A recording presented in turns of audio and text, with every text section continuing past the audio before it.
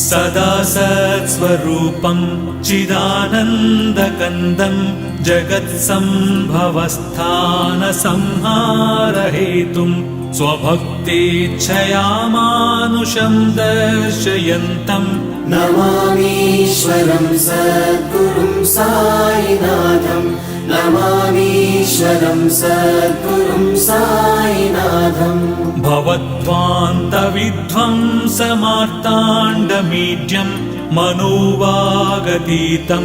मुनिर्ध्यानगम्यं जगद्व्यापकं निर्मलं निर्गुणं त्वां नमामीश्वरं सद्गुरुं साईनाथं नमामीश्वरं सद्गुरुं साईनाथम् भवाम्बोधिमग्नार्दितानां जनानां स्वपादाश्रितानां